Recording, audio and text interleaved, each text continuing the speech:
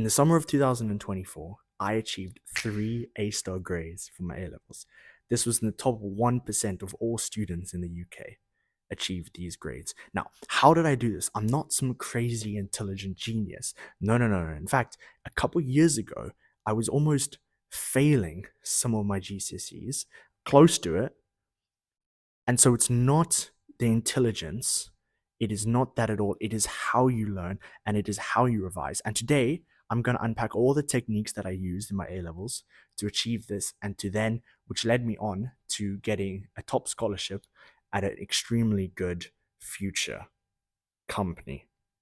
So, stay tuned. Let's do it. So, I can imagine many of you have your A levels coming up and you're really stressed.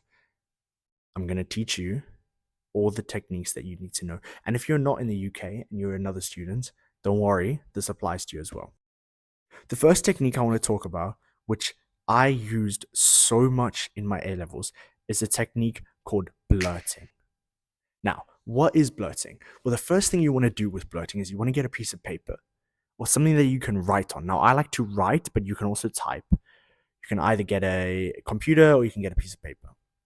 What I want you to do is I want you to write down everything you know about a specific subtopic in your course. So for example, if I was doing psychology, I would pull up a piece of paper and I would look at the topic of memory. But more specifically, I would go subtopic. So I would look at, I don't know, eyewitness testimony. And then I would write down everything I knew about eyewitness testimony on that piece of paper. Once I'm done this, and this is no notes, all by itself. Once I'm finished this, I would take another pen and I would go over with my notes or with the textbook and I would write down in a different color everything that I missed. And then you rinse and repeat. You do the same thing again and you'll notice every time you do it, you will improve on how much material you're remembering. And what is this doing? One, it's getting all the information out of your head onto the paper. And this leads you to identify what you do and what you don't know.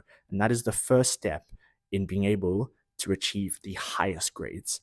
Once you found out what you don't know, don't waste your time studying through tons of material that you already know that you feel confident on. It's a waste of time. It's a big mistake that students make. Blurt, find out what you don't know, revise that, blurt again, and repeat this until you're hammering every topic, and then you'll be fine. That's the first technique. The second technique is spaced repetition. And this is essentially when you learn something, you want to give your brain time to process, to move that information into your long-term memory before you can actually remember it. And what happens to a lot of people, a lot of students, is they cram the night before, they come into the exam, they remember bits and bobs, but it's not enough to get those top grades. Now, even if you have a week or a couple days left until your exam, you can still do spatial repetition. You just learn a couple of material in the morning and then you learn that same material in the afternoon. But remember, another key part of spaced repetition is testing. You cannot just read the notes and say, I understand it. You fall into the bias of when you read something, you're like, oh yeah, I know that, it's familiar, but you don't actually know it. So you need to test yourself, and this is when you blurt. Thank you very much. Okay. Next technique is the Feyman technique. Now, I love this technique. I use this a lot. And it's about explaining complex terms. So your specific subject, explain it as if you're talking to a 5-year-old. So if I were to explain economics, I don't know, let's look at macroeconomics. Let's look at macroeconomic indicators. If I had to explain this to a 5-year-old, how would I tell them? What words would I use? And this breaks down the complex ideas that often these subjects have. And what it does is it solidifies simple, easy to remember words, ideas, topics into your brain. And what that does, it acts as an internal recall cue. So when you're in the exam, you think of those simple terms, and then the complex terms and the complex ideas become much easier, and you're able to write this down and smash your exam. Done. Okay, the other one I want to talk about is chunking. And this is when you break down large amounts of data into a large amount of topics, into smaller topics. So you have ton of content you need to cover. For example, if you study biology and you need to cover tons and tons and tons of content, you cannot just approach all of it because it's going to be overwhelming. Break it down. I know it sounds simple, but a lot of students don't do this. Break it down to minute, very, very small blocks, and then study that. Now, in line with chunking, what I want you to do is something called interleaving. Now, this is something that I did and was extremely helpful. It's all about linking in your brain the different topics of a subject. So let's say you're studying financial methods in business. Now, you write down what you know about financial methods, blurting, thank you very much. And then what you do is you link that topic into any other topic you can in the course.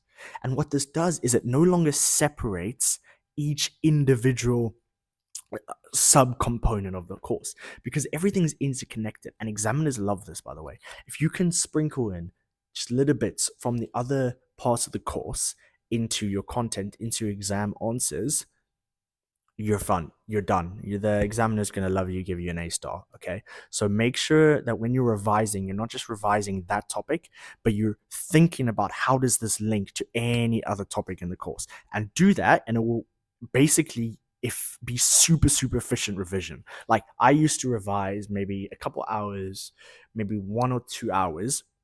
What I would do is I would set up a camera just like I am now, and I would explain the entire topic to the camera in an hour, and I would explain it as if it was to a 5-year-old. So I'd do it super simply. So I'm hitting the idea of explaining something simply, the Feyman technique. I'm hitting the idea of blurting. I'm verbal blurting. You don't just have to write down, you can verbally blurt, which is what I was doing. And then I interleaved. So I thought about how can I link all the topics. That is extremely efficient revision right there. I probably studied 2 hours and I learned what other students would have learned in maybe 6 hours. Okay. So this is extremely efficient and you need to try it.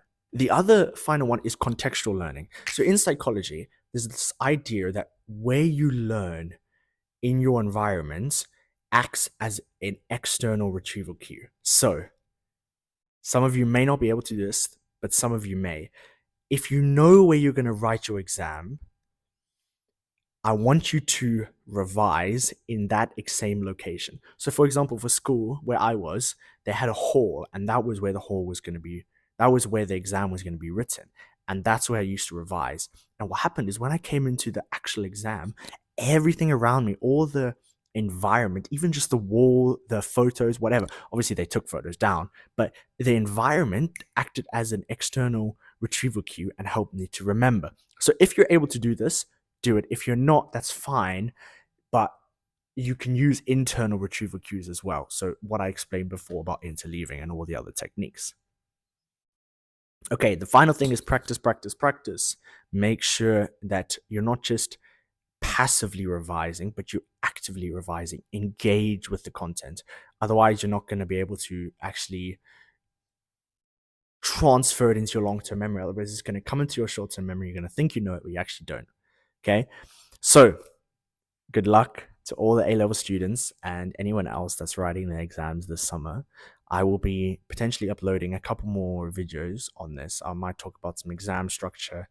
So I did economics, psychology, and business. So if you're interested in hearing about any of those subjects in particular, happy to talk about them. But good luck, guys. You'll smash it.